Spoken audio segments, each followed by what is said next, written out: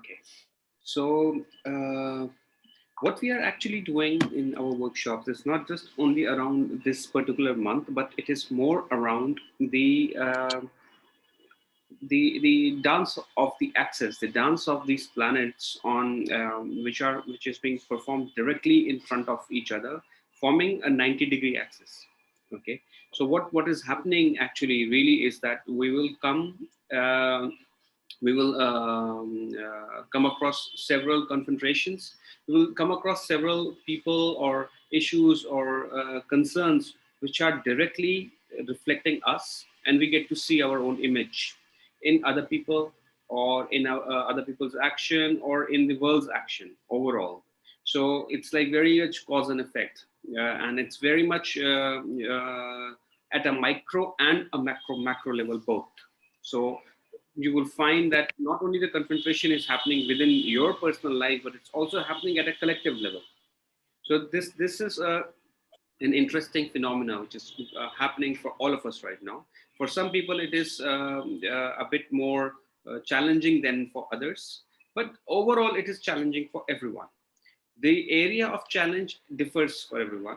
For somebody, it could be relationships. For somebody, it could be work or money or education or anything, you know. But basically, we need to understand that the struggle is between, uh, you have to. Let's imagine a seed.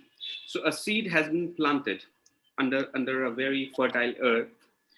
Now what happens is, like, this seed has memories from its tree. So the seed has received memory that ultimately the fate of the seed is going to be that it will sprout, and then there would be roots which will come out, and the roots will go deeper into the earth, and the stem, or the, you can say this, yeah, the stem, I think, will sprout out, and the seed will go outward. So this seed is like just trying to, it's because it's new, it's a child, it's a baby. It does not know what is more important, going down or coming out. But in reality, what is more important is both of them, right? But to be a fruitful plant or a fruitful tree, the tree really needs to come out well and also spread its root deeply. So, but the work needs to be done simultaneously. But what will get reflected, what will get seen by us, or by the world, or by the universe, is how we are coming out. So we will say it, because that's a more measurable way of finding out how we are performing. Okay, so meaning in our own personal life also, we will see that there would be times when we are going deeper into our patterns, or we're going deeper and deeper into ourselves, discovering or finding ourselves or something like that. And at the same time, whatever we are discovering, whatever we are finding, that needs to be presented in a constructive way to the world outside. And if this is not happening, the only inward journey will not be sufficient, will not do the job. Only external journey will also not be sufficient, it will not do the job. The journey has to be simultaneous. The journey is actually about expansion. So we need to imagine ourselves like a rubber or like a chewing gum, and and we are we are expanding like this. One moment. So we are expanding in both the directions. We are expanding upwards as well. We are expanding downwards also. And both of them are really equal. So the old patterns and the old habits and the issues which are arising is because of the lower or the downward expansion of our life. Okay. So what's happening is, over here, two things can happen over here. One is that, like what we were discussing last time also, that one is that we move into the realm, or we move into the comfort zone of our achievements from our previous lives, instead of moving out of it. Out of it is the new seed which is sprouting out. That is out of it. And out of it, you will find the challenges are with would be with your immediate family. Now, immediate family over here does not mean only blood family. It would mean anybody with whom we are interacting on day-to-day basis, with whom it's like a family relationship. So family relationship means, like, for example, father or mother. If there is somebody who acts like a father in your life, so that person becomes immediate family for you now. So for example, if you have a teacher, a guru, or if you have a boss, or if you have like a teacher, you know, anybody you are reporting to, who is sort of analyzing your actions and giving you feedback and everything. So he's acting like a father right now. Anybody who's nourishing, or anybody who's taking care of you, anybody who's providing you safety and all, can act like a mother. So it's not necessarily that this would be from our parents only, but it has to do directly with these kind of people who are building us up. In short, we can call it, one keyword that we can use for all this is the keyword resources. So these are all the resources that we are being given. And the challenge is in how to manage these resources properly. These resources can be in terms of a person, or in terms of a practice, or in terms of a thing, or anything, you know. And also it can be a group of person. It can be, and it can also be one single individual acting like many different personalities. It can be in any way. Over here, what is being expected from us by this axis is that it wants us to maintain this balance. So what we have to do is, like, every time the tree is shaking, every time there is a strong wind, and the small little plant which has just come out of earth, and it does not know what to do, it feels it will fall. That's when the roots need to hold the ground strongly. So that means that whenever you are facing difficulty in your relationship, for example, or anything, whenever you're facing this thing, you need to hold your roots stronger at that moment. So once you're grounded, once you're holding your ground strongly, then you again come out, and then you start making your observations as to what exactly is happening, what is your role, and how to make it more harmonious. Because the roots is not weak, the root are strong already. What is weak is the plant which is coming out. So your attention has to be towards this what is coming out, rather than just focusing what is happening inside. Because if you focus what is happening inside, it has already been taken care of. So you just invest too much of money, too much of time over there, too much of energy over there, instead of that coming out. So basically what this access is allowing us is to recreate our own personality, is to recreate how we interact with the world externally, how we connect with people externally. So this is a great opportunity, and this great opportunity is presenting itself for everyone. So if you look at the global scenario, similar situation is also happening there. How does the world wants to show itself? One moment. How does the world want to show itself as a new world? So what people are talking about, like a new world order, or we'll make this. Why are they suddenly talking about all these things? It's because of this particular axis. Whether you want it or not, this axis will work. For some people, it will work very clearly. Some people, it will not work so clearly. For some people, it can work with certain complications, or some people can make good out of this particular axis, or we can just let go of this axis. You know, we can be just indifferent and not bring in any change in our personality, in our thought process, in our the way we are handling our relationships, the way we are handling our work, the way we are handling. Basically, the keyword, like I said, I'll say again, the keyword is how we are handling our resources. So that is what is happening right now. Then we talked about balance of karma. So I would like to bring some more light on this. So when we talk about karma, would anybody like to share with me what is your understanding of this word karma, and what all dimensions can it exist in, or what do you basically feel around it? So would anyone like to share with me that what is your understanding of karma?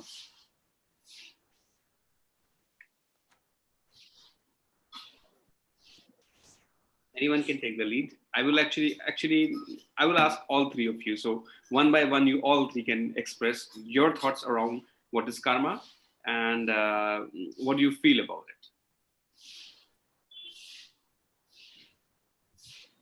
For me, karma is when all my doings have an impact what is coming back to me. Okay. So, and are there any levels of it, or are there any known dimensions of it, or do you feel that there can be more than one type of karma? Yeah, I think there is past life karma Hmm? and there is current life karma. So the direct feedback about your doings. Perfect. And what do you other guys think about it, Vanita and Ashish?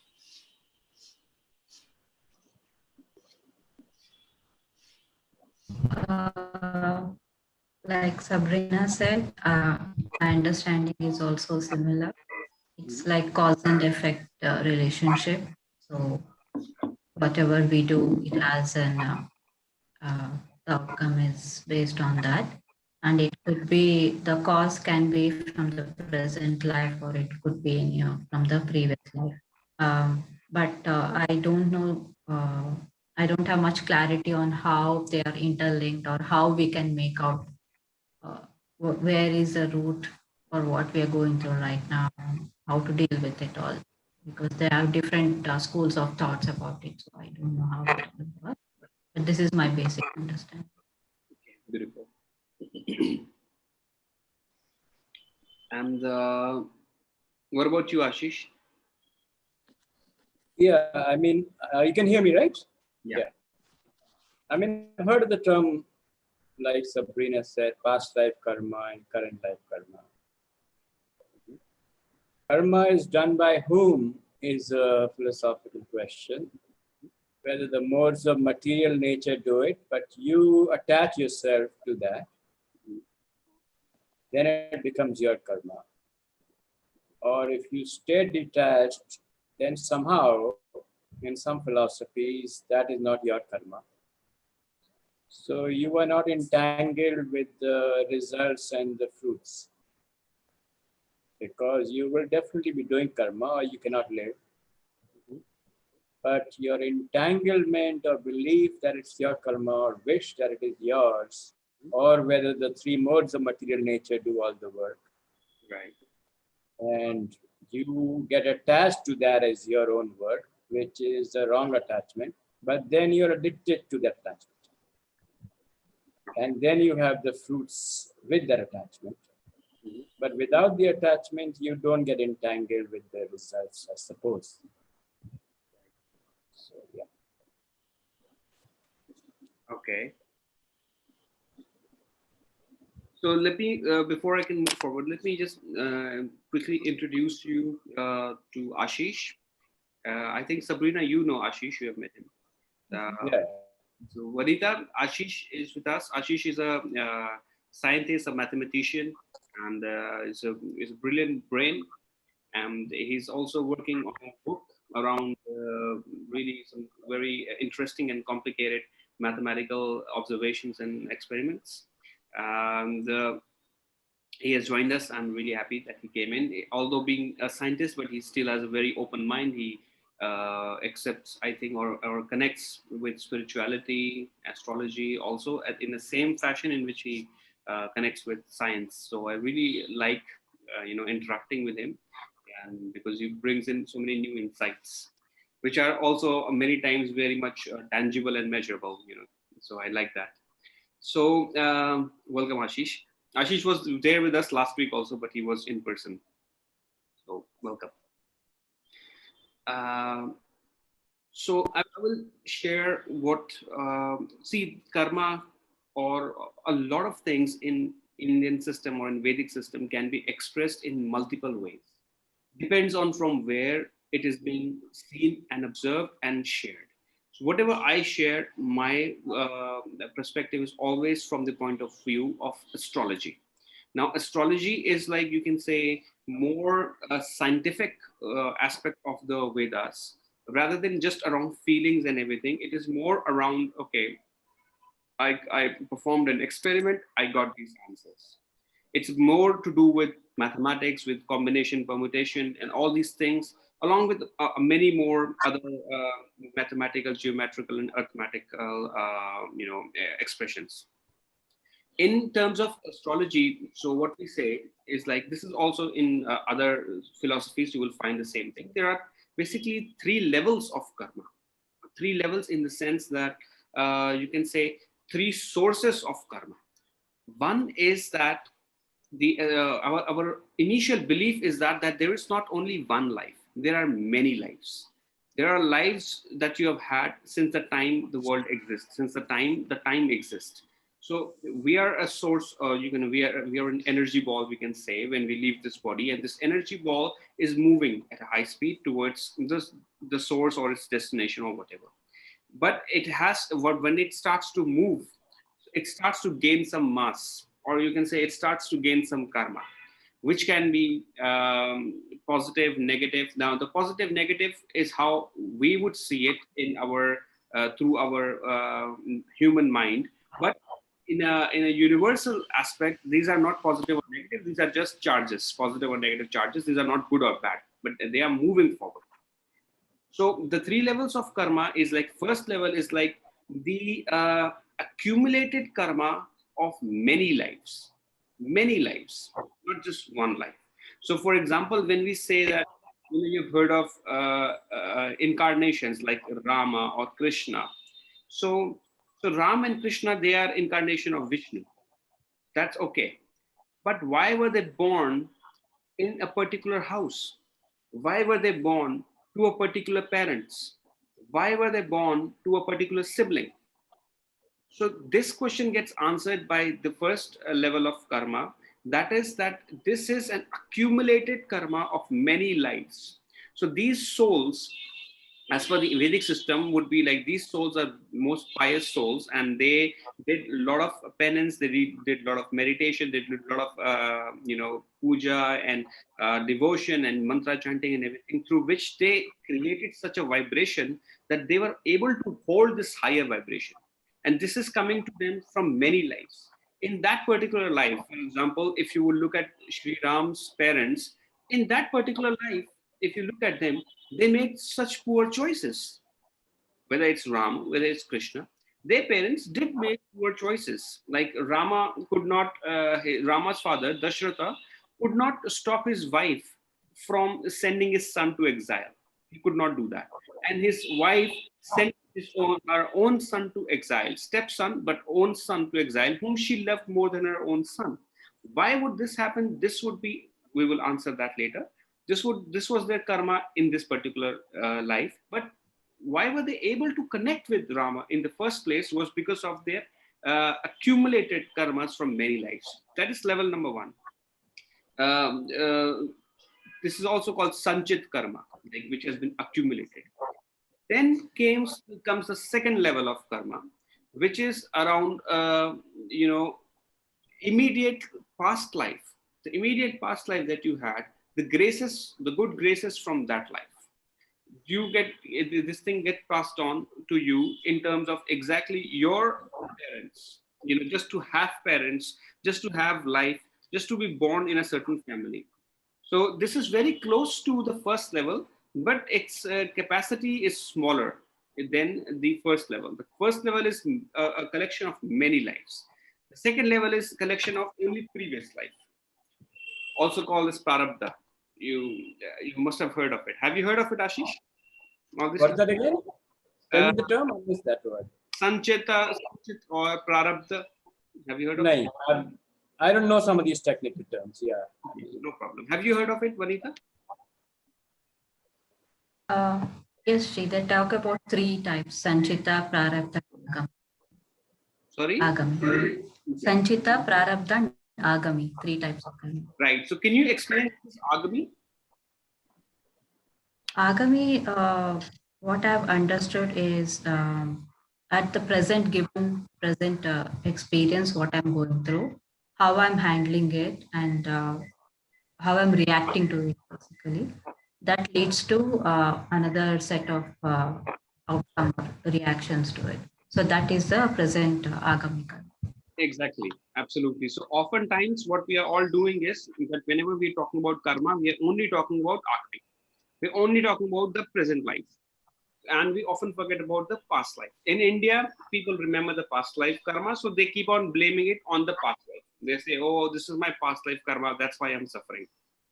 But they use it only when they're suffering.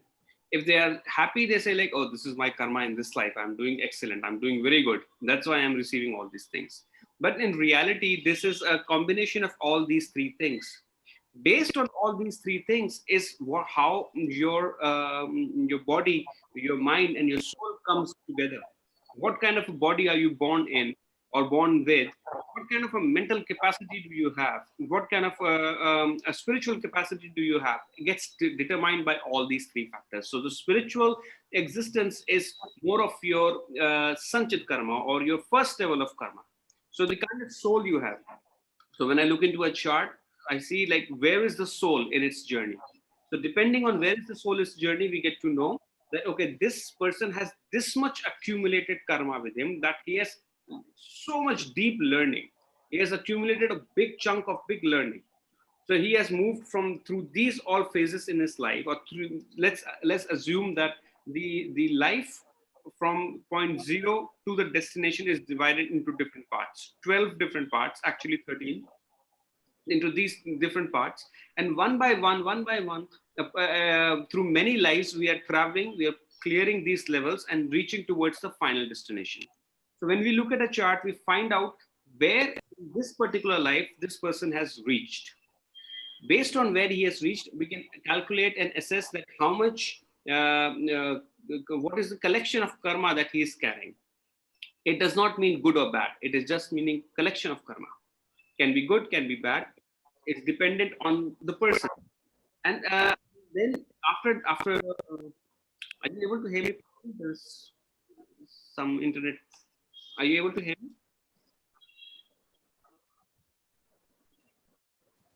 Because I don't hear you. Yes. I hear you now. So these through these levels we are going. Okay, and that is the spiritual. You can say the spiritual connection is over there. So we will see like why is a person more spiritually inclined or enlightened and all those things, and why after reading so many books, after following so many babas and so many gurus, I'm still not finding my enlightenment. Because you're not ready for it, because you have not moved over there, because the journey is not complete. Why is it that somebody we find like, oh, how is this person enlightened? He does not even look enlightened. Or why, what makes him enlightened? Because maybe the person might not. For example, there was a saint, Ashtakvarga. No, what do you remember? Does anyone remember? Yeah. Ashtavakar, right? Ashtavakar Gita. Very difficult body. Ashtavakra. Ashtavakar. Right? So Ashtavakra. Ashtavakra was a very enlightened rishi. So whenever he would enter any courtroom, or whenever he would enter people, whenever he would talk to people, people will reject him because of his physical appearance. His physical appearance was not very appealing. So his body was like completely deformed. It was not beautiful. But the moment he will start sharing, the moment he will start speaking, they were all astonished. They were like, this man, this is a very ugly looking body. How come he is so enlightened? That is because the like we said, the sanchit karma, or the accumulated karma, has to do with the soul. But this agami, or this particular life karma, has to do more with the body, the kind of body which has been given to us. So at the body level of karmas, this person was not doing, or has not done enough karma, or has some learning out of that particular thing, why he was given such a difficult body.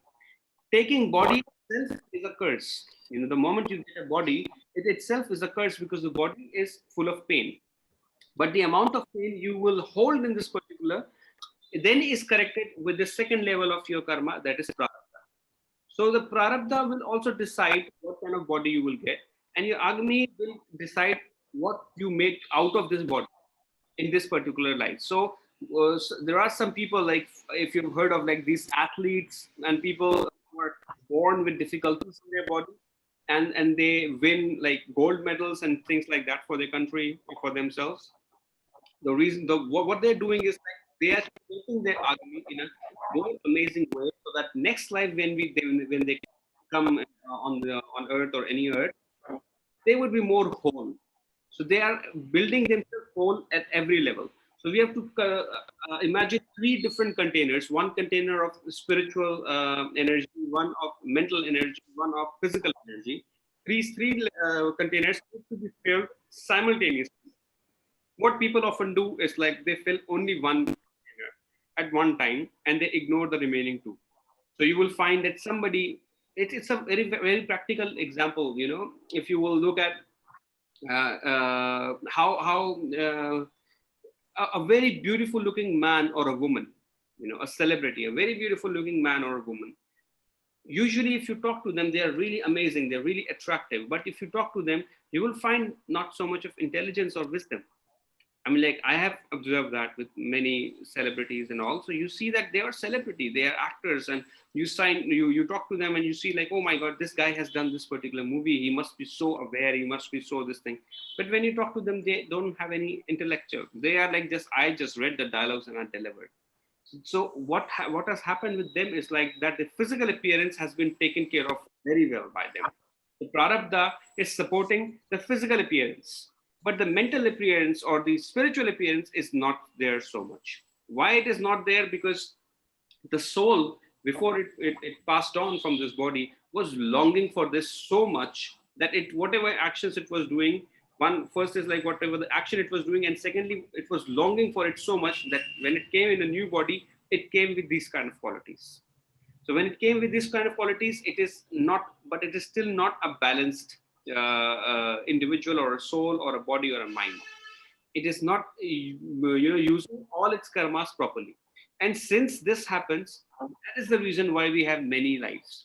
That is the reason we keep on taking lives, and that is the reason behind suffering. Because out of these three levels of existence, the only one which is true, it is the spiritual one. The body decays, the body disappears, the body is gone. The mind is basically a collection of, you can say, uh, information. It's just a collection of information that it gets passed on by soul, similar soul, by the DNA, within the DNA, or by you yourself. Memories of recent births. You can say mind. And soul is like memory of the entire lifetimes that you have had so far.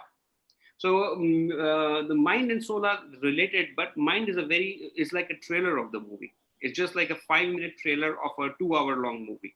So it cannot be completely relied. So if you had difficulties in few of your lives, the mind will behave in such a way. But soul is very pure. Soul is very clear.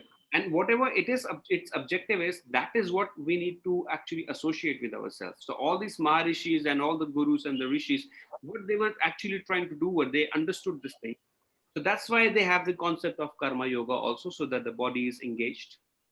That's why they are doing all the rituals like giving tarpan to the parents, to the ancestors, giving this thing, so the mind is cleared, or the memories or the intuitions or the gut feelings or whatever from the previous any lives are there, they get washed away. So they take enough dips in Ganga, and then they move on to the highest purpose of their spiritual existence, and for that they do the right kind of mantra chanting, and also the right kind of actions, and whatever they associate with themselves in this particular life, that has to do with the soul's purpose. So these three things are there, and these three things also represent the three gunas. When we talk about the gunas, so the tamasic, rajas, and sattvic gunas. So tamasic gunas are all present more in the body.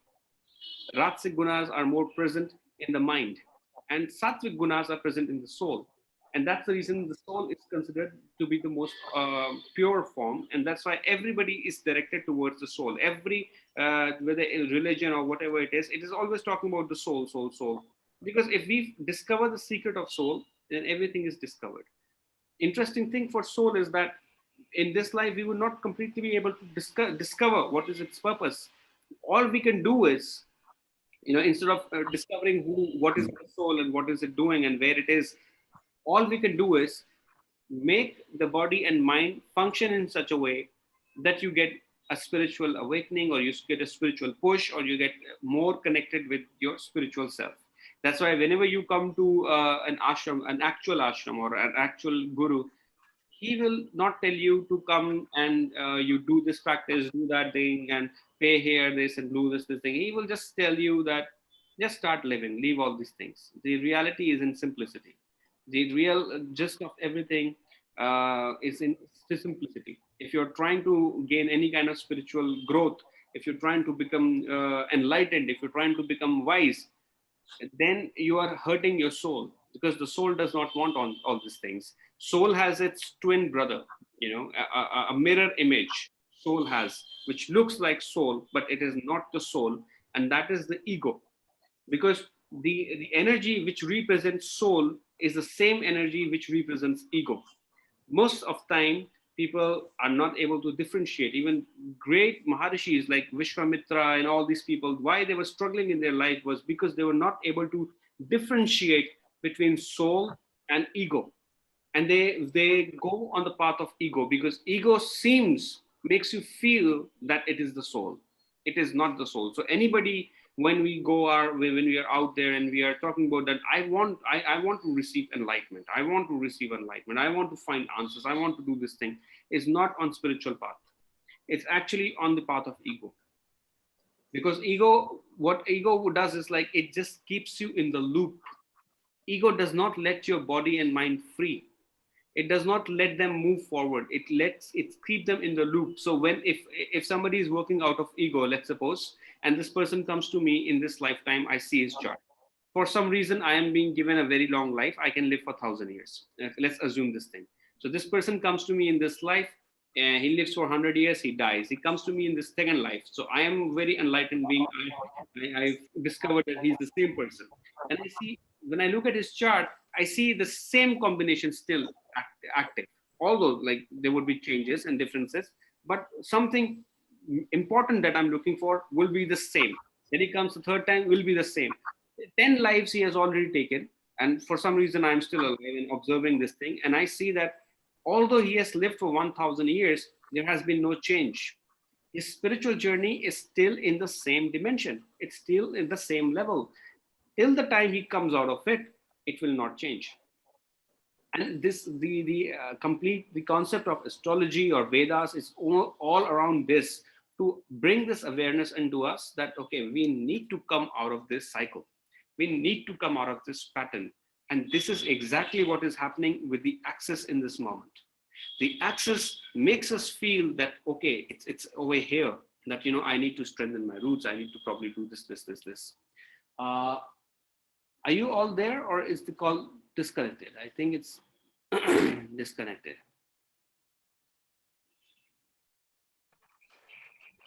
Yes, electricity went off, so okay. So what was I saying? Can anyone remind me? I think about 1,000 years the soul has not evolved, something like that. Yeah. So We've been living for a long time. Yeah. So this, for 1,000 years, this person can still remain. There would be growth in multiple aspects of his living. There would be changes, but he would still be in the same level only. His soul has not learned the lesson it has to learn, because the body and mind is not allowing it to. The body and mind is keeping it so much engaged with other things that it is not going forward. And interestingly, the soul will learn whatever it has to learn through the body and mind only, because it is using it as a tool. So the soul does not have eyes or ears or senses or anything, but it wants to experience through these senses. So if it has to experience through these senses, it needs to have a body. And when the moment he accumulates energy enough to create a body for itself, the body has a mind of its own. The body disconnects itself with the soul. The body functions more with the mind, with the brain. And the brain says, like, this is all nonsense. I cannot believe in something which I don't see. Let me just focus on this. Let me just do what I'm feeling right. This is all I don't care about. I don't think it really works. I think I am being just punished. I'm just being this. So the mind actually believes or functions like, I don't know if you have seen this. Have you seen this movie Matrix? I'm sure you might have. So in this Matrix, there are these agents, who are trying to kill the humans, the actual humans. So when the agents gets to speak its mind, it says that I hate this planet. I don't want to live here, and because of you, I have to live here. Because I have to find you, I have to chase you. That's why I am here. That is exactly the situation of the brain. in this thing. The brain is like, the brain functions in a way that it tells us that I'm doing a favor on you by doing all these things, managing, you're keeping up with your drama, because body is doing a drama along with this mind, because it is functioning for the soul, and the brain tries to disconnect it. That's the reason why all meditation, why all these things are always around no mind, no brain. Don't function with that. Just meditate, just observe, feel the sensation. Why does it say that? Because then only then we are able to connect with our soul. Only then we are able to connect with our spiritual existence, our spiritual purposes. So that's why it is so much important this particular time, because the access which is being formed right now is amazingly powerful, because it gives us the opportunity to create new prarabdha, you can say, or new resources. Prarabdha is something which you've already done in your previous lives.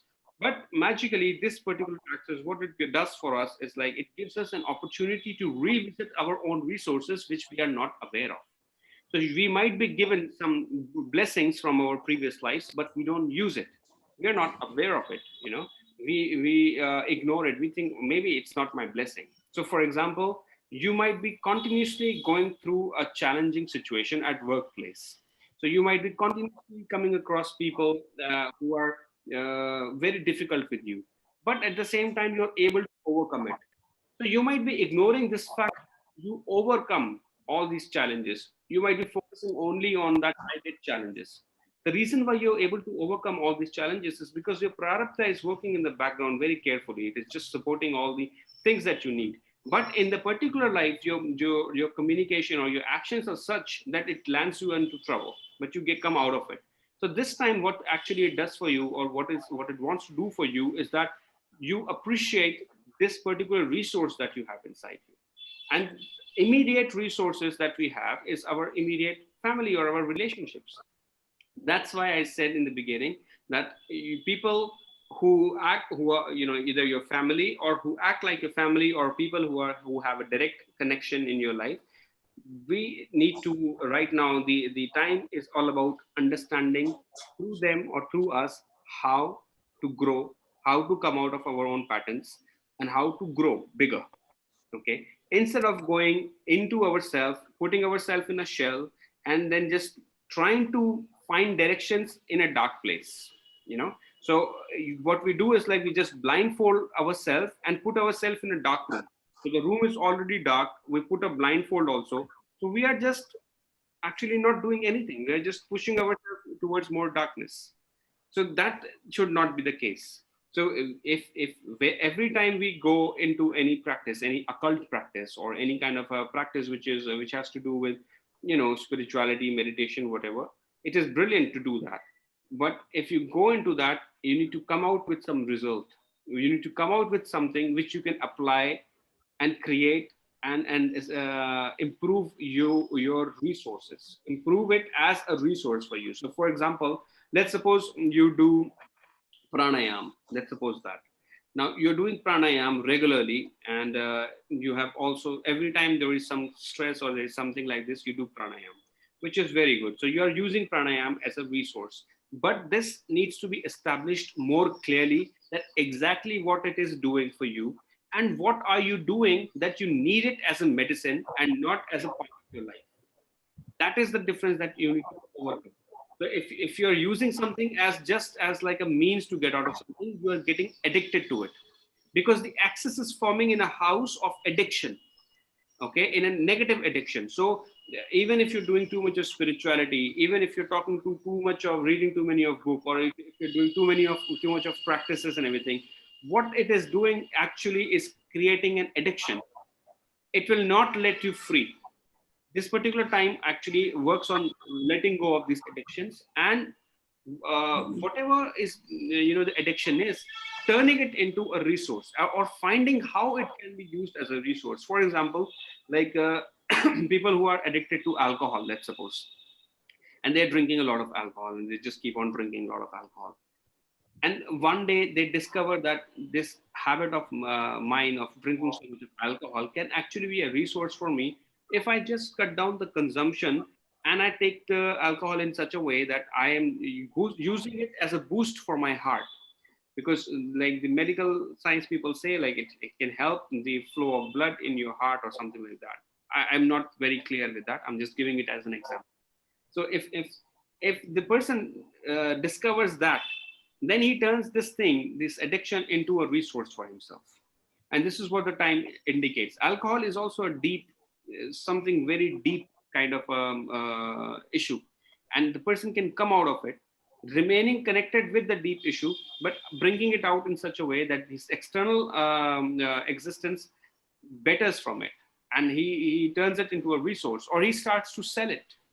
Instead of drinking, this is not a very good example, but instead of drinking, he starts to sell it, and he makes a living out of it. He has given a turnaround, and the addiction has come out of it and has become a resource. So that is what needs to be done in this particular time period. So before I can move forward, I would like to invite you to ask me or share what you're thinking, what any doubt or any observation or anything that you would like to share. So I would start with all three of you one by one. Who would like to go first?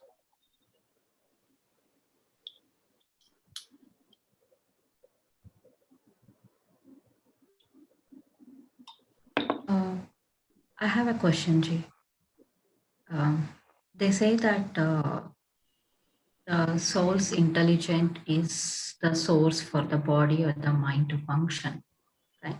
The intelligence flows from there.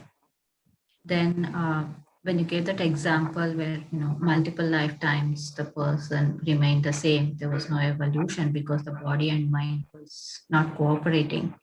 So I kind of got lost. I could not understand. If the intelligence is coming from the soul to the body and mind to function, then how there be a disconnect in the progress? Okay, so can you explain something to me with Sattvic or Satguna? How would you explain that? The correct qualities could be like being pure, then intentions are good intentions, or someone who is internally who is stable, quiet. Even the actions they take is more towards dharma, more focused towards that, something of those. Tamasic? Sorry, tamasic. Yeah. Tamasic is just the other extreme of sattva. So it should be like lethargy or immobility, or actions are, there's no clarity in thought with the actions, and more towards the negative side, the other extreme of the sattva. Right. So if you will just think the question that you asked me again in your mind, these two things should answer your question. Because soul has to do with Sattvic. Soul does not have to do with Tamasic. Yeah. It's the body which is doing with Tamasic. So soul does not have intelligence. Soul has nothing. This intelligence and all these things are calculated by the body, by the mind, by this body here. Soul does not. Soul is much above all these things. It's Satgun. It's like Shiva, or it's like Om, or it's like a universal consciousness. It's not good or bad. It's not feeling all these things. All these factors are related with the tamasic thoughts. That why I have this thing, I should be like this, I should be like that. The soul of every man is very pure. Everyone, when they're born, they're very much connected with the soul. They're not cunning, they are not cheating, they are not scheming, they're not doing all these things. These things are the result of the body and the mind. Okay, so for example, let's suppose Stephen Hawkins. Okay, so he's greatest scientist, but his body does not work. So what would you call this scenario? He cannot even talk. He cannot even speak. So what is this over here? What is functioning over here? Soul, body, mind, what is functioning over here? So if I may ask any one of you, if you would like to answer this question, or if you want to add on anything. Well, the brain, it depends whether you consider the brain to be, the brain is part of the body, then the brain is functioning. Mhm. And obviously, if the brain is not part of the body, obviously the physical body is not being able to move your certain hands, etc. But brain is obviously functioning, and if the brain is not the soul, then it's the body. That's the point. So part of the body is functioning. It can be expressed in many ways. So if we say that if the soul has to be part of the brain or the soul has to be part of the body, it's not necessarily like that. It can be a part of both. It can No, I'm not saying soul is part of the body. I'm just saying regarding Stephen Hawking, the brain is functioning, and that is part of the body. So the body is functioning partially. Okay, so what do you think would be the reason? Like all the signals that the reason why your body is moving is sent by the brain, right? Or every movement, whatever you're doing, speaking and everything is handled by the brain, right? It is the powerhouse which is sending all the signals. So what could be the reason that it is sending signals towards something very scientific, intelligent, but not sending basic signals that what is basically expected from the brain to make the body function? So if we let's not go too much into it, but that we can understand as a prarabdha for him, his accumulated blessings. He could have been born with this immediate karmas, or in this life karma. He could have been born in a way from his body point of view that his body was supposed to suffer. But the prarabdha came in such a way that the body is suffering, but still his intelligence or his intellect is active, flowing through the same brain which is half dead, but the remaining half which is active is superbly active.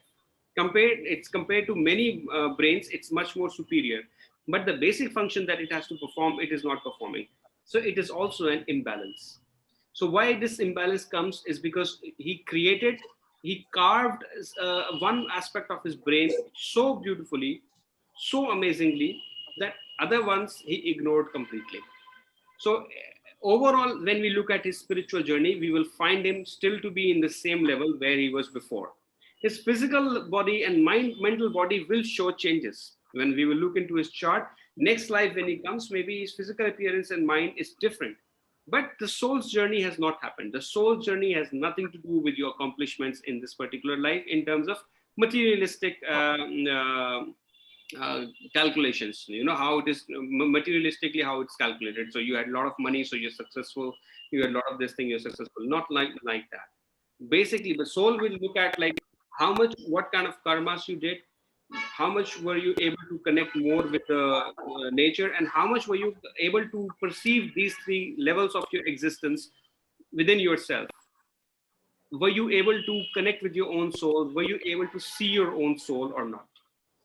How much did you try to push yourself in that direction, that you see these three bodies separately and together also?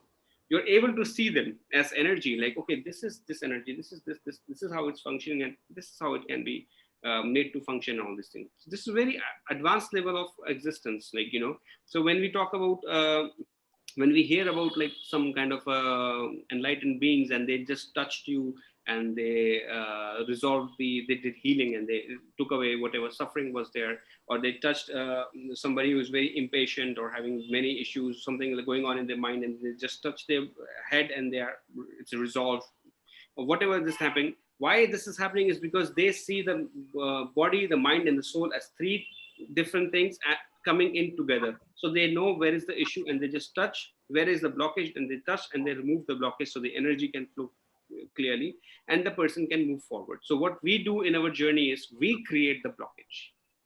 Nobody else is creating. We create the blockage because we believe in the brain much more compared to the body, or compared to the soul or the mind. For us, these things, like for example, even your intuitions or your instincts.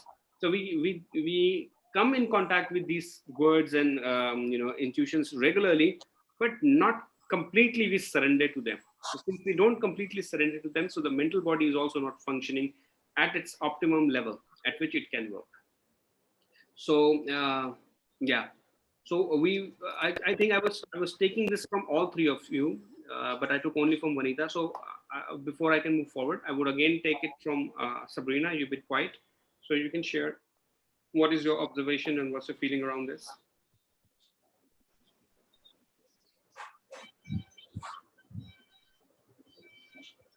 the moment I can't add anything. I need to think a bit more about it. Okay, can you share what you have, what have you got so far? What have you understood?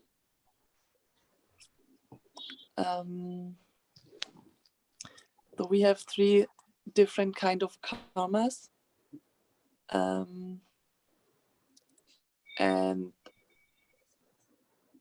that the soul and the body are separate, and the soul is sattva. So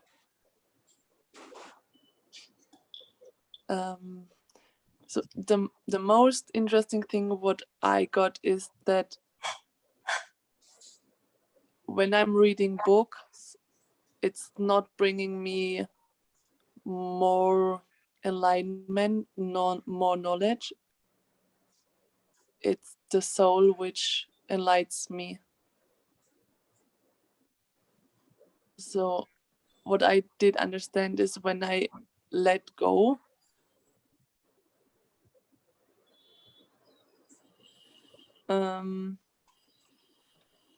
it will become more easy.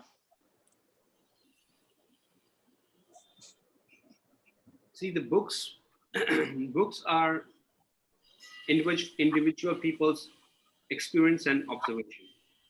Books can be a big guide, but now books are used in a very different way. Books don't, or scriptures don't give us reality, and they should not be also followed, because they just they actually they open our mind to a great extent, but they actually close our mind even more, because then we start to believe the book and not our personal experience. Whatever is written in the book, one should read a book, according to me, after they have experienced enough in their life, so they can find similar situations in other people's life and how they handle only another way to handle it. But to read a book and expect to experience what the other person experienced is absolutely wrong. Like, for example, if I ask you, any one of you, that there are chakras in our body, right? So can you tell me where are the major chakras in our body? Can you tell me that?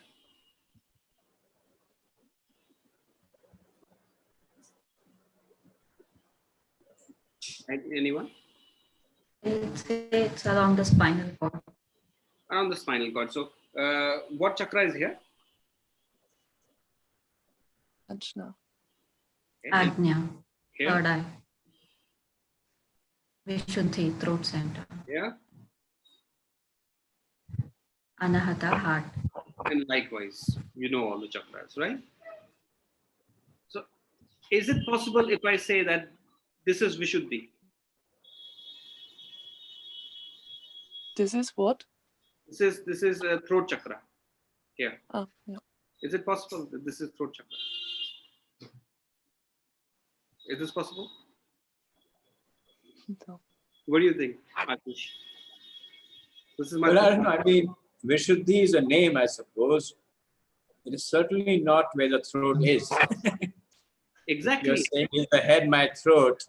I think then people will say, no, that's not where the throat is. Exactly. Irrespective of chakra, right? Exactly. So our observation of whether this is, have you ever experienced your Vishuddhi chakra? Have you ever experienced your Ajna? Have you ever experienced any of this chakra? If you have not experienced this chakra, it really doesn't matter whether it's here or it's here. It's only an information given to you that, oh, this is your Ajna. So this is your Vishuddhi. When you were not told about these things, were they acting differently? They were still there, right? So what is happening right now is that the chakras are there, have been there, they will work what they have to do. You don't really need to worry about that.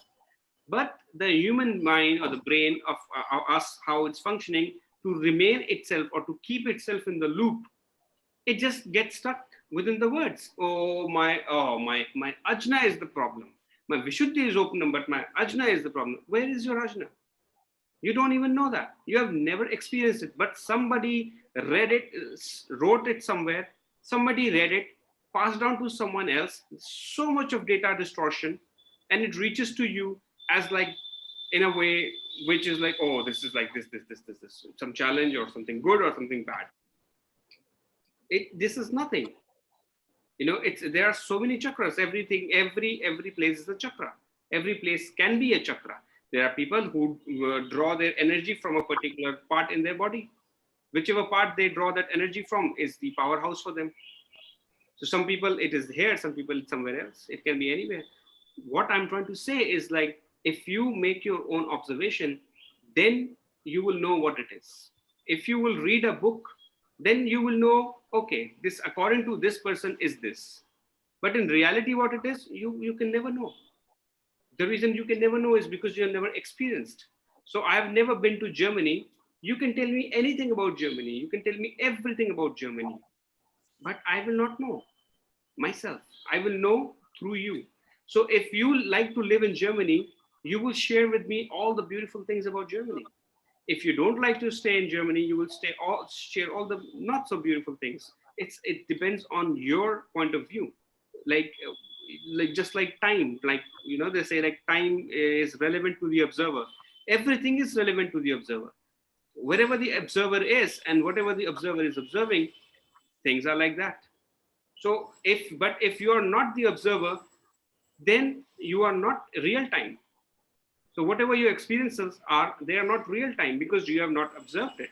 And this is what the Vedic system is all about. This is what astrology and all these things are all about. When I give a consultation, like when you've also taken, so my focus is not on telling you that do this, this. It's actually to just bring awareness in you that you become an observer of what is happening. So you can take control. Otherwise, you will live a life told by me or told by someone else or told by this, whatever.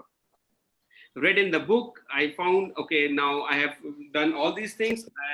These things are not working for me, so I should move towards spirituality. So it's like moving from one evil to another evil. Because a spiritual community is more egoistic compared to a normal community. Because normal people have smaller issues. They're fighting over here. But here, people have issues like, oh my God, I am enlightened. How can you say that? I received this thing. I was channeling all these things. So they start using all these things. So it's not fair. It's not right. You can be highly spiritual while you're doing whatever you're doing. These are not two different domains. People say, I'm moving into my spiritual journey. You cannot have existed without having a spiritual journey. Your spiritual journey is the journey because of which you exist. It is the journey for all of us. Every other journey is a small part of it. So it's a fancy statement for all of us. Like, I am moving into my spiritual journey. Why? You were born with it. You were born with your soul. Your soul was there. That's the reason why you were born.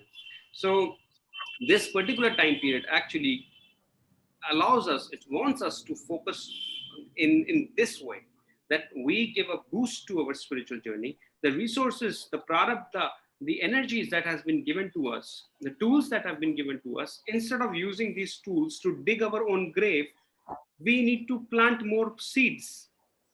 So we are doing the digging is happening on its own. We are going deep into ourselves and finding deep-rooted patterns. So what we're doing is we're just digging old graves to fill with this new body. Instead of that, what we need to do is we plant a new seed. Okay, this thing was not nice. This thing was hurtful. Plant a new seed of love or compassion or softness. Plant it, water it, and move on. So this is astrology is very much linked with psychology, you can say. Astrologers were called the oldest psychologists, because it works with psychology. So over here also, so like the houses from where I'm talking about all these things is the house which is directly linked with psychology or mental disorders or disorders in the mind. Okay, so how astrology works with it is like it finds the root of the issue, tries to see where the root is going towards. Okay, should it be cut? Should it be done? Whatever, and then move on from there. What psychology does is like, this is the root. Now let's spiral around this loop. Go further. This was the modern age psychology. So that you remain in the loop because it's a money-making business. But in reality, what the purpose is, like, you find a psychological issue or whatever, You try to give whatever information you need to give to the person, or the person needs to discover on his own, but then they have to move out of it. This, if you don't move out of it, then you get stuck in this world only. It's like a quicksand, you know. So it's called quicksand, but you are pulled down very slowly, not quickly. So you just keep on getting down, believing with heaviness, feeling like this, like I don't know what's clear.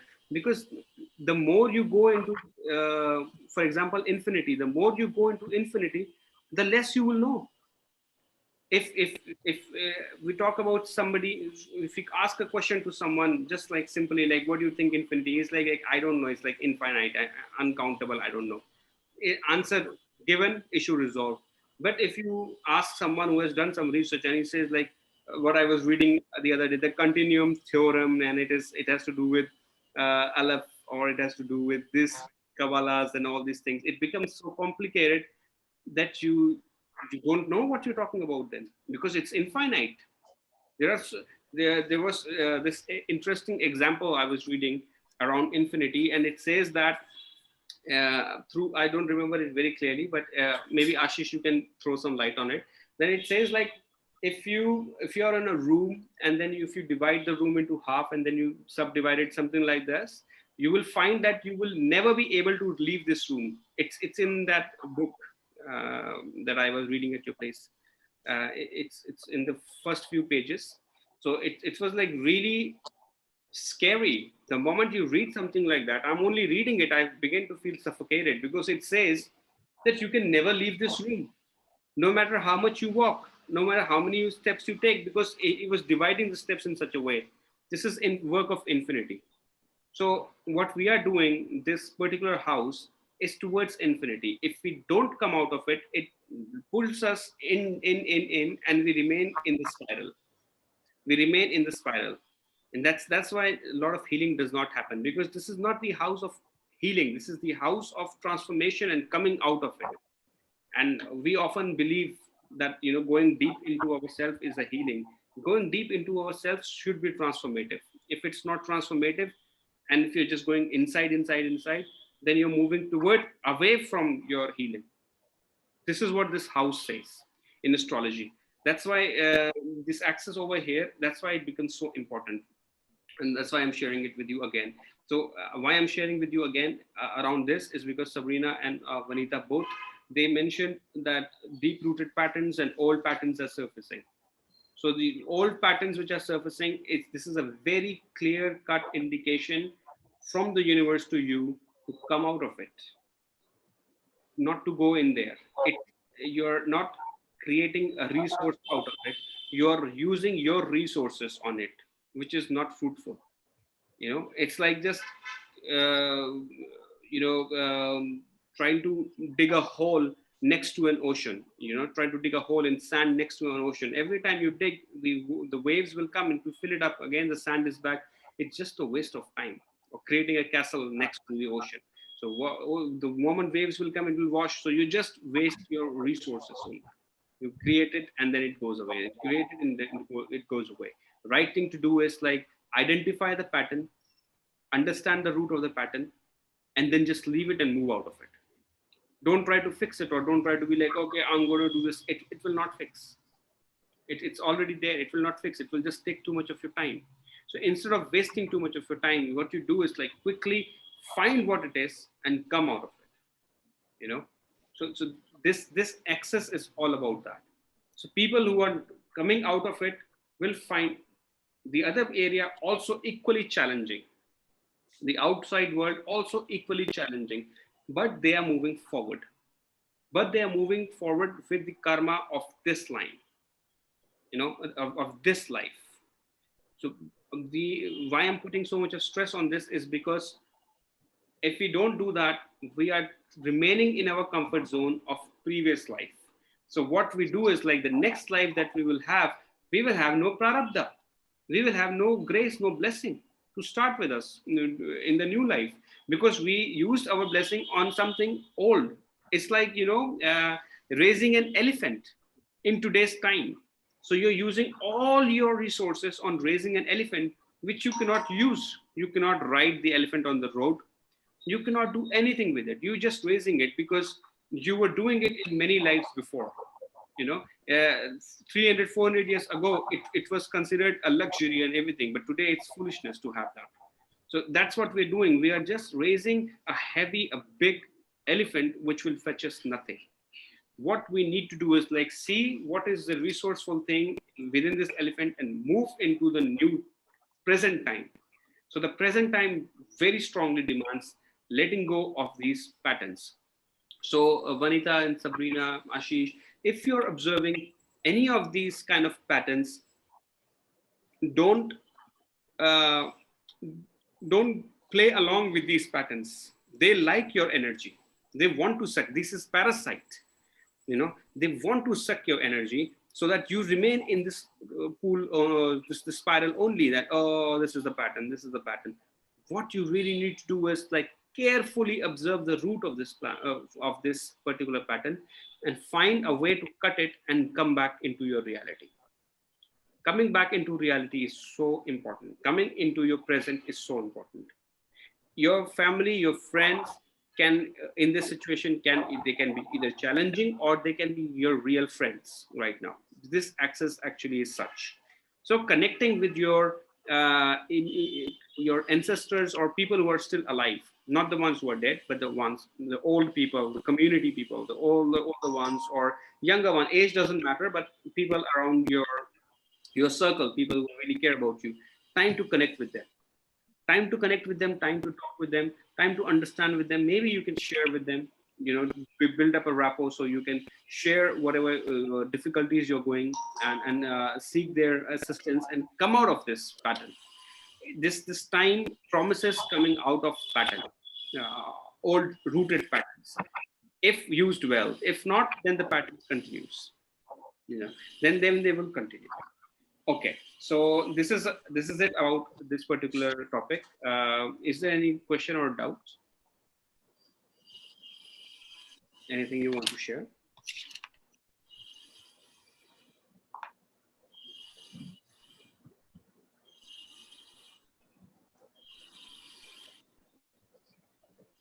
Okay, so I will quickly give you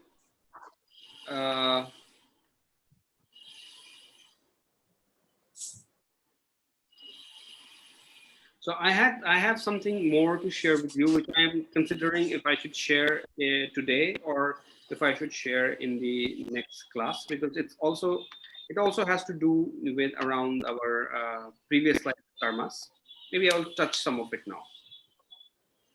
So now there's a very interesting, you can say, or important thing around our unfinished businesses from our previous lives. I will be talking about that. Let me just go through my notes.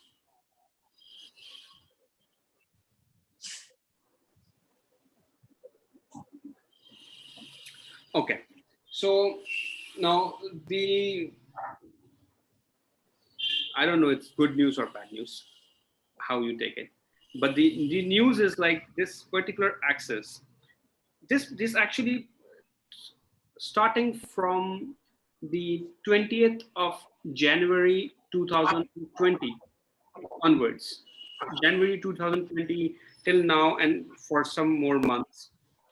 This particular time period actually is really amazing time period, because this time period is like it's like a big recap. It's like a big recap for the entire world. It's like a milestone for the entire world. These milestones, they keep coming. It's not that this is the only time it has come. This is not the first time it has come. This is not the last time it has come. So, but this is very powerful time. What this particular time period does is like what I shared is from a different axis. Now what I'm sharing is from a different point of view. Uh, this point of view has to do everything around karma, because now the energy, the source of energy from where all this information is coming is the amazingly powerful planet, the karmic planet Saturn.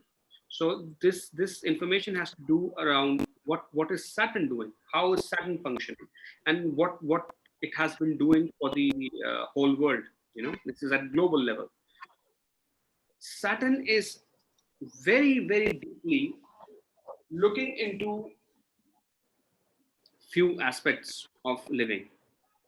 First is our immediate karma, our work, our how we are performing our duties. Second is how we are detaching ourselves from these duties. So in simple example, for example, if you're working, so what kind of work you're doing? This is an example. What kind of work you're doing? And then the money that you're earning from this work, how are you spending this money? Then how much are you in sync with your personal life while at work? Are you maintaining a balance between your family, your home, and your work? And how are you also so there are two homes. One home would be of your uh, a home in which you are born, and a home in which you have your maybe your family and everything, and the other home where you have your immediate relationship. So relationship would also include your spouse as a relationship, but also the other worldly relationship, other people, anybody, for example, your colleagues, your bosses, your people you're coming in contact with.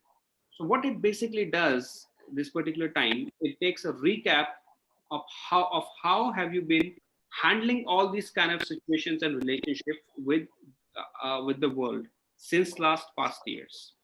Okay, and this time actually allows us to make a change in the way we have been doing it.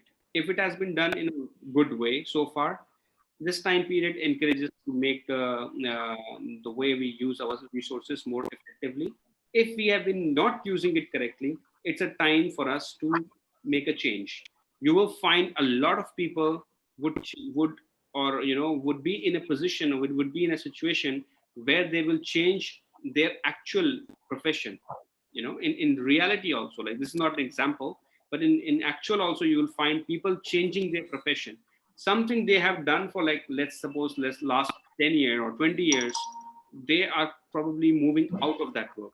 They are moving into a new world which would be very different from what they have been doing so far.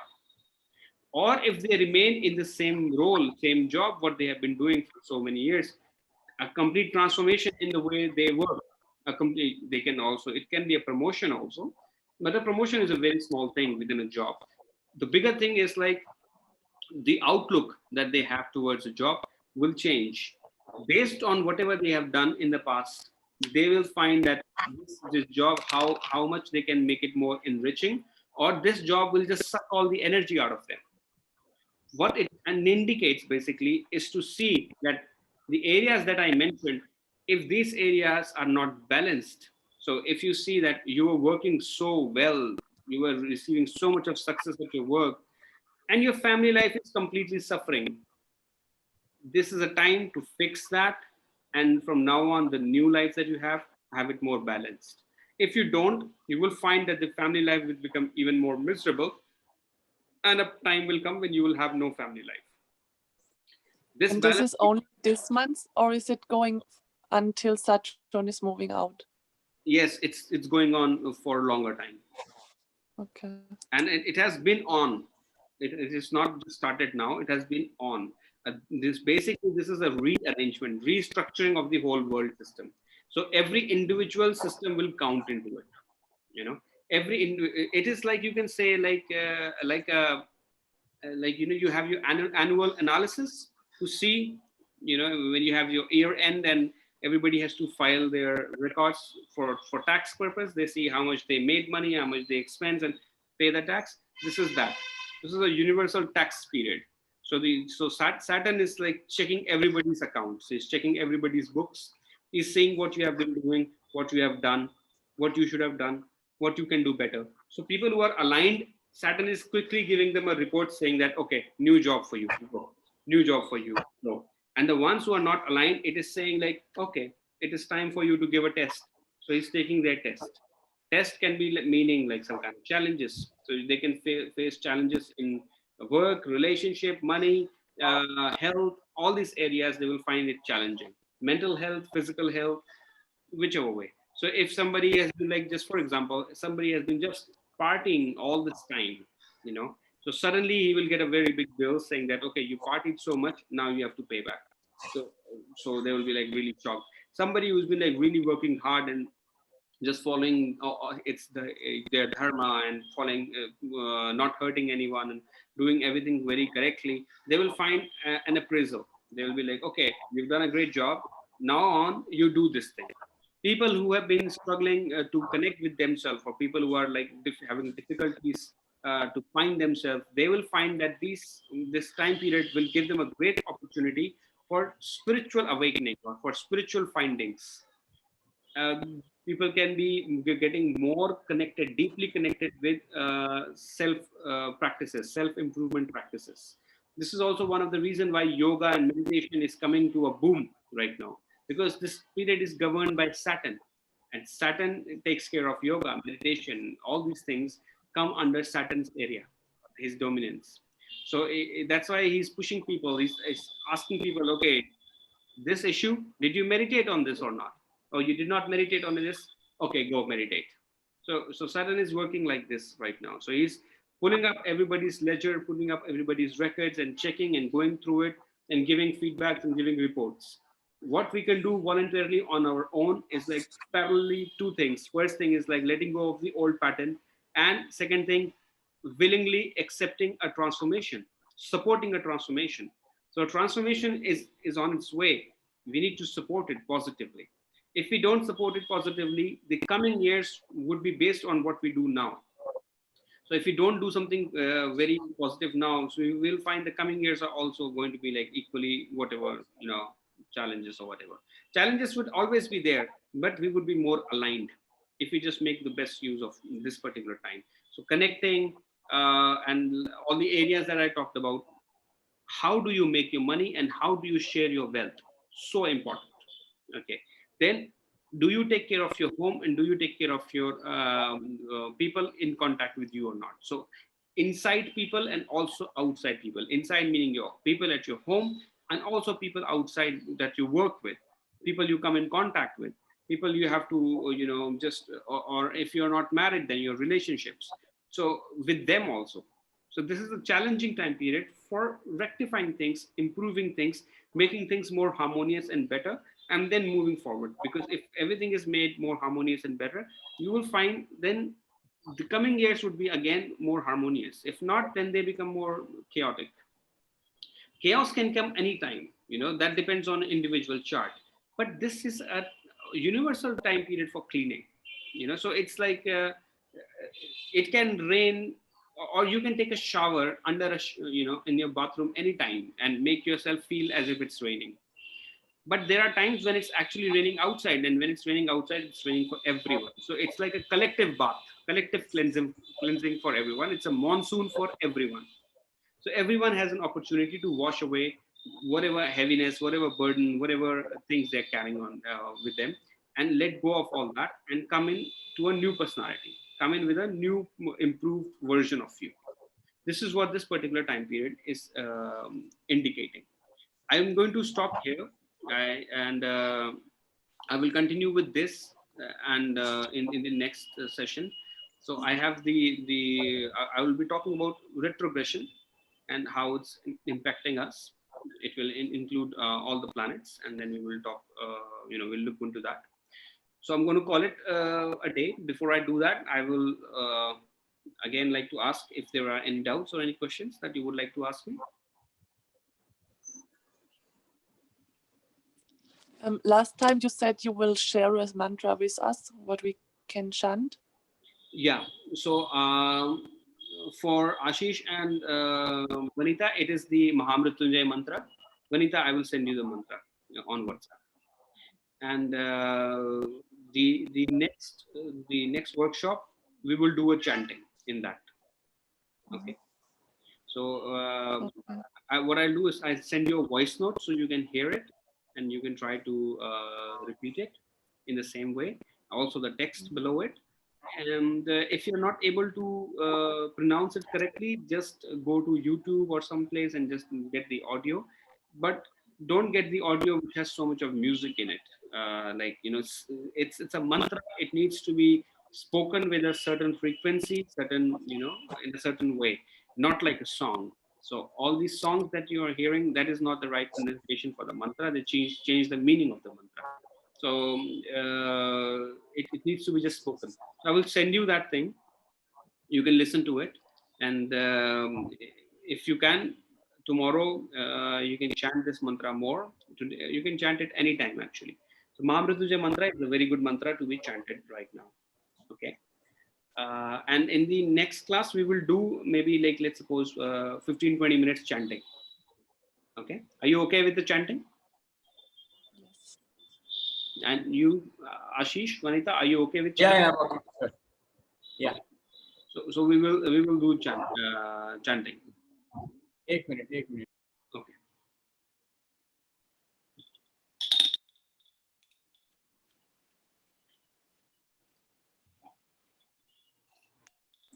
All right.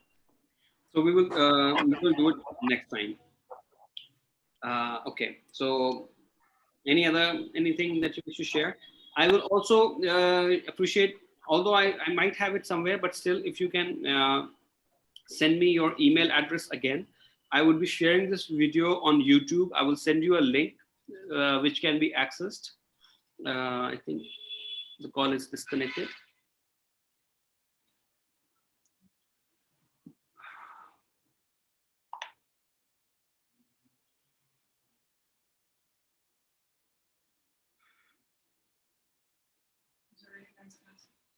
But the call is disconnected. Oh, thank you. Appreciate it. Yeah.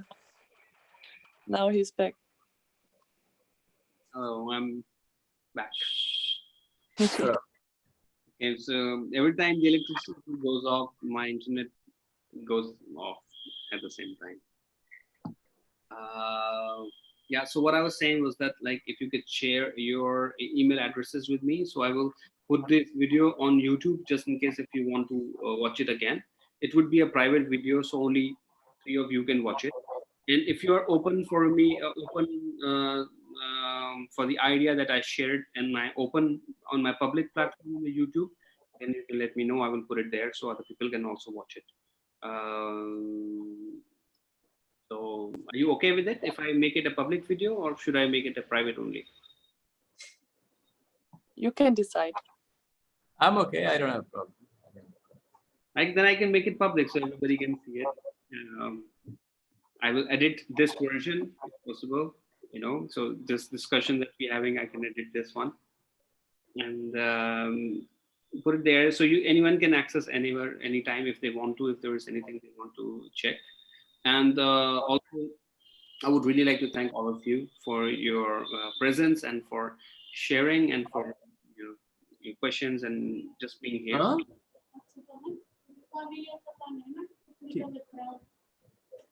So thank you very much. Okay. And, have a good day. Have a good weekend. And if you have any questions, if you have any doubts around this, you can always reach out to me. You can send me a message. If you have other people you think might be interested in joining the workshop, please do encourage them to join in. And we have 3 more workshops which are going to be there. And so more information which would be in relation, in sync with what we are talking about now, would be there in the coming workshops. Let me just one moment.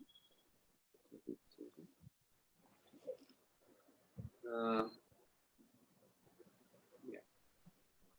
So we would be actually, I would be also covering the placement of sun in the present sign and how it's impacting.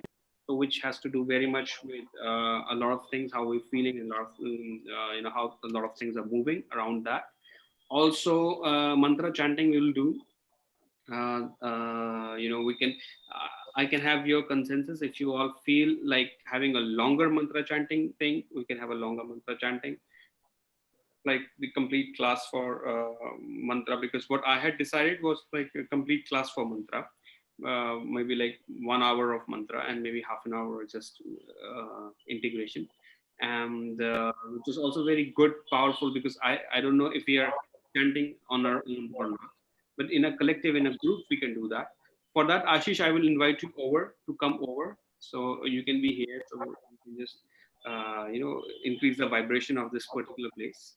And so if you're all comfortable with this, you can suggest me. You can suggest this to me right now. That should we do a 1 hour long mantra chanting in the coming class? And then half an hour of maybe integration and discussion a little bit.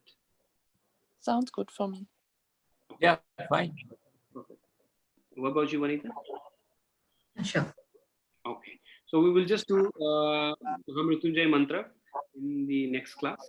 And the benefits of the mantra, I don't even need to tell you or share with you. You will just discover on its own. Once you have got the hang of the mantra, you can do it more and more chanting. This is a very, very powerful mantra. For you, I am sharing with you, Sabrina, right now, because this mantra is about not only transformation. This mantra was actually given to bring somebody who is almost on the deathbed back to life. It's a life-giving mantra. So mantra is very, very powerful mantra. Only Shiva has the quality, or the capacity to bring dead into life. That's why you will find in Shiva's courtroom, he's full of ghosts and spirits and all these things, because he can bring he has control of over all the dimensions. So this mantra is like a bridge between different dimensions, and it's a protective mantra. What it does basically is like it gives protection, mental and physical, spiritual, every level of protection it offers. It's a very powerful. So we will do this mantra chanting in the next class. The next class we will start at around 2 o'clock. Is that the right time? India time? Is that okay for everyone? It's okay for me. Is it okay for you, Ashish? Yeah, it's fine. And it's also comfortable for you, Sabrina? Yeah, perfect. Okay. I will be more awake. So I've put my scheduler as well for 2 p.m. on next Sunday. And so see you then. Have a good day. Thank you for coming. Thank you. Thank you. Bye-bye. Bye.